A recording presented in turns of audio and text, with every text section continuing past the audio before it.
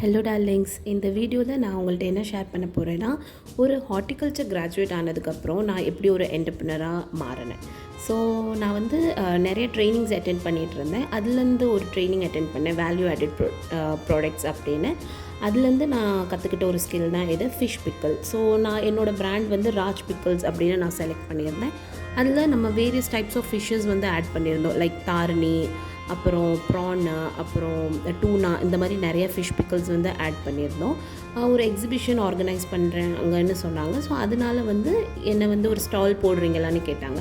சரி, ஓகே, ஒரு அட்டெம்ப்ட் தானே, நம்ம ஸ்டார்ட் பண்ணி பார்ப்போம் அப்படின்னு நான் ஒரு 50 பேக்கெட்ஸ் வரைக்கும், 50 பேக்கெட்ஸ், ஒரு 200 பேக்கெட்ஸ் நான் பண்ணியிருந்தேன்.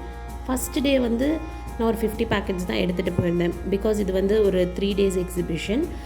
அப்புறம் இது ஃபிஷரி டிபார்ட்மெண்ட் ஆர்கனைஸ் பண்ணதுனால அந்த ஃபுல் செட்டப்பே நீங்கள் பார்த்தீங்கன்னா உங்களுக்கு தெரியும்.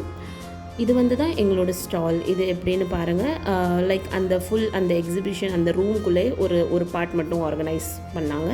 ஸோ அதில் வந்து நாங்கள் எங்கள் ஸ்டாலை வந்து செட்டப் பண்ணியிருந்தோம். லைக் வெரி ஷார்ட் டைமில் தான் எனக்கு அவங்க சொல்லவே செஞ்சாங்க. ஸோ அதனால் எதுவுமே ப்ராப்பராக இல்லை, பட் என்னால் முடிஞ்ச பெஸ்ட் வரைக்கும் நான் கொடுத்துருக்கேன். நான் 50 பேக்கெட்ஸ் எடுத்துகிட்டு போனேன்னு சொன்னேன்ல, அதில் வந்து ஒரு 40 பேக்கெட்ஸ் வரைக்குமே நான் ஃபஸ்ட் டே சேல் பண்ணியிருந்தேன். சரி, ஓகே, அதுக்கப்புறம் நம்ம கொஞ்சம் எக்ஸ்ட்ராவாக எடுத்துகிட்டு போகலாம் வேணும்னா அப்படின்னு நான் ஆட் பண்ணிக்கிட்டேன். ஸோ இது வந்து ஏன் உங்கள்கிட்ட நான் ஷேர் பண்ணுறேன்னா, இப்போ வந்து நம்ம ஒரு கிராஜுவேட் ஆகி ஒரு பிஸ்னஸ் ஸ்டார்ட் பண்ணலாம்.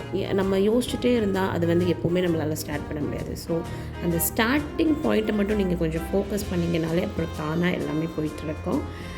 க்ரௌட் நல்லாவே வந்துச்சு. ஆனால் என்னால் வந்து அந்த கஸ்டமர்ஸ் பை பண்ணும்போது என்னால் வீடியோ எடுக்க முடியல.